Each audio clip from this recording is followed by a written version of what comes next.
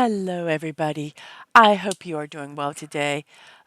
First off, I'm going to apologize. I have a cold, and so I might sound a little congestiony. And second off, I want to apologize because I recorded this at 6:30 in the morning.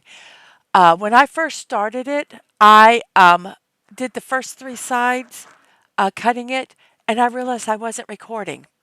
And then I'm recording this one, and now I realize I didn't do the audio. So here we are doing narration. Before I do any of the cutting, I seal it, and I've got two sealers. I use Mod Podge from it is for diamond painting, and this art dot. I got it in a kit, so I thought I would try it. It's really cool. You squeeze it on, and then there's a foamy top on there. You see that you can kind of you need to mush all the sealer around and get it inside the crevices and everything.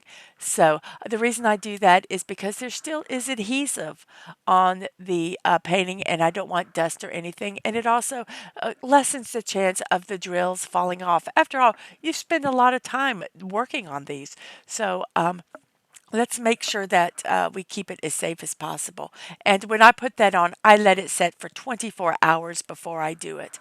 Now, when I trim a half an inch around where the final drills are. This one happens to have a guide already. It has a spot and it's about a half an inch. So I'm going to trim off of that. You can use a pair of scissors. Um, I am a little OCD, so I use a straight edge and an X-Acto knife. You can use a rotary cutter. If you do use an X-Acto knife, make sure you have a self-healing mat underneath it, or you are going to ruin your table. So basically, I use a metal ruler. If it does not have the guide, you can use a quilting ruler, or you can measure it and tick it off and then draw a line and cut it. It's not going to be seen because it's going to be covered. So, however you feel like doing it. And then I just cut it with the X-Acto knife, and you will see that when I go to remove it, there's a little bit of it didn't catch, and so you just cut it off. It, like I say, it doesn't have to be 100% perfect. So that is the process. I say we cut all four sides. And then the next thing I do is I get a tape. It's called paper tape, or I call it painter's tape. And I have a 3-inch wide paper's tape, and there it is. It's like a low tack tape. Not as much. It's got more adhesive than washi tape, but not as much as like duct tape. And it's what they use to put on the walls when they're painting areas that they don't want the paint to get on. So kind of I just stick it on. It's forgiving. You can pick it up and move it. And once again, I said I recorded this at 6:30 in the morning, so I didn't realize my hair was getting in the shot. I apologize for that, but you'll be able to see. I'm going to trim down the side. Like I say, you can use an X-Acto knife. You can use scissors. The one thing I don't like about using regular scissors is that anything that has adhesive, they get sticky. And I've tried cleaning them with alcohol. I guess you could do Gogh, maybe. Um, I've never tried that, but I try not to use regular scissors when I cut adhesive. So you see, I stuck it on there. I put it up as close to the drills as I felt comfortable, and then I flipped it over, and now I'm just pushing it down. It's that simple, guys. So I like to do opposite sides first, and I'm going to trim any excess. Here I'm going to use an X-Acto knife. On the other side, I am going to use a regular pair of scissors, and they do get sticky.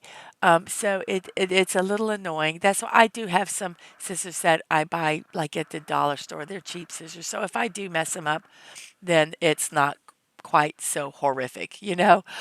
This painting, by the way, I did get it at Walmart.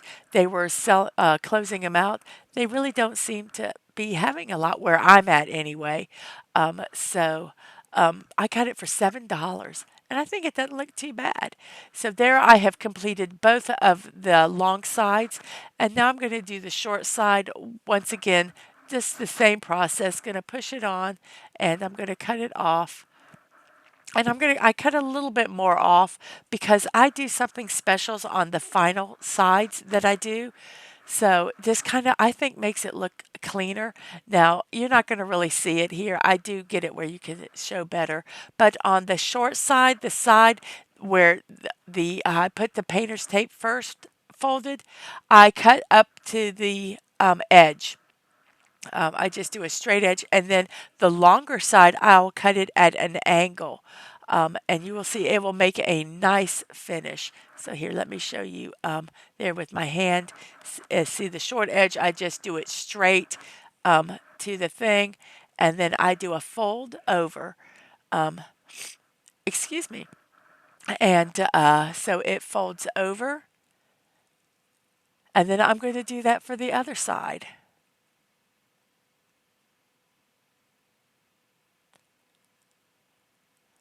So here we go on the other side. I'm going to try using the Teflon scissors this time to see how well they work. I'm going to cut that straight line right there on the short side, and let me get that. There we go. There, this will help you see it so much better. A little piece of white paper. So I've cut right there, and then I'm going to cut it at an angle here. So when you see when I fold it, I'll fold that small piece in, and when I fold the other, it's going to be a really nice, clean corner. It's not going to be pokey or um, bulky, because sometimes when you are folding over, it might hang over a little bit. So this keeps it both sides where they look clean. Um, those scissors, unfortunately, are not the best. It's so frustrating. I need to get me a new pair of them. But see, I will fold this side over, and I've done that on both sides. And now I'm going to fold this up. And it is that simple, guys. And I will it does not matter if it's wrinkly on the back, but like I say, I am a little OCD, so I kind of try to do that. And putting this frame like this with this tape keeps it fairly light. It's been sealed, so I don't have to worry about the drills falling out. And all you need is like the blue tack, and you can put it on your wall like this.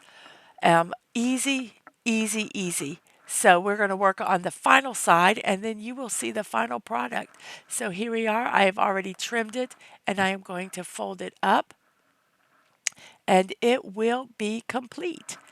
Like I said, this is an inexpensive way to, if you want to display them. I also, when I store them, I do this. I do not display a lot of my art because I just don't have the wall space. But if I give them to somebody, I will put this on the edge. If they want to frame it, then they can. I don't think it would looks necessarily good putting it behind glass. It loses some of the glimmer and the shine to it. So now we've got our painting done. And so what do we do with all those drills that you have left over? Well, there's multiple things you can do. Some people throw them away. Some people take and if they have the better kits, the more expensive kits, they sort them by DMC color. Some people just put them all in a container like that. I kind of do a mishmash. I'm going to sort mine by colors, but I'm not going to sort each individual colors. I have white, black, gray, and I thought that was red, but it's not. It's brown. So I go to change them, and then I go, oh, wait, no, no, wait, wait, wait. Oh, yep. Okay, yeah, that's brown. Then I do red, orange, yellow, green, blue, purple. I have rhinestones. I have done some kits that got rhinestones. I do not sort them by color. They're just the glittery ones. Then I have some aurora borealis that are very pretty. And then I have some miscellaneous, which I do not have any in, but they could be specialty drills, a diamond, teardrops, bigger size drills, anything like that I would put in there. And I'm going to be doing a diamond painting that will have some of those specialty drills in it. So I'm basically going to go and look at the colors that I have, and then I will put them in each um, container. So I've got a tray there. I have a tray because sometimes I'm klutzy and I spill them. And that way they'll spill in the tray and then I can just dump them from the tray. So we're first going to do white. So there's some white. And so I just plop them in there. It's easy peasy. And that's it, guys. That's what I do. So let's see, what other color do I have in there? If you notice, I have numbers 1 through 31. There are 31 colors in this kit. I do not put symbols on my containers because it's just a lot of time and I'm lazy. So I just do the numbers and then I'll just look at the symbol, find the number, and then do it that way. If you notice when I am using a certain color, I'm holding the other sides in case they accidentally pop up. These were not that expensive of storage, and I have quite a few of them. I think they only cost me $1.50 at Hobby Lobby. I know people have issues with Hobby Lobby. To each his own. If you don't want to go to Hobby Lobby, don't go to Hobby Lobby. But they were the cheapest I could find them. So they were like $1.50 for the case with 28, I believe, little containers, and they seem to hold pretty good the amount that I need. So I'm looking for all the greens and to see if we can find some more there. And there are yellows and oranges, and there's a blues and browns. And let's see, what do we have here? I'm not really sure what's there. I can't tell. And let's see, here's some couple greens, so we'll put those greens in. And that's basically all I do. I've got them, I had got these containers somewhere really cheap.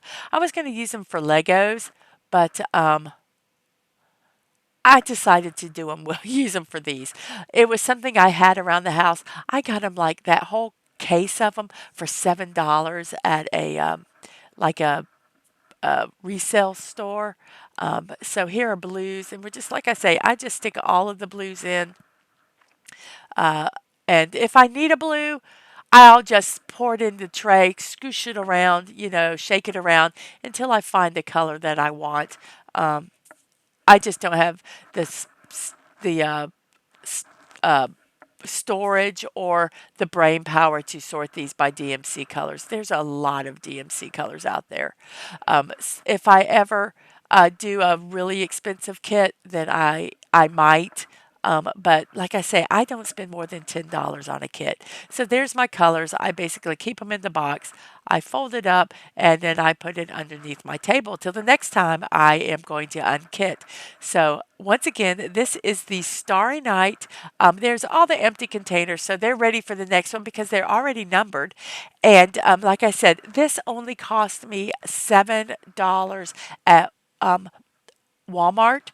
Um, you can diamond paint and not cost a fortune. Like I say, the frames I do, I use the paper tape. I think it looks nice. It finishes it. Now I am going to hang this up over my computer desk, and I am just going to use some double stick tape and tape it on a window I have. And it'll be done. So, everyone, you can do diamond painting if you want to. It does not have to break the bank. You do not have to buy 50, 60, $100 diamond paintings to have fun. And I think this one looks absolutely lovely. So, thank you all for being here. I hope you have a wonderful day, and I will see you next time. Bye bye.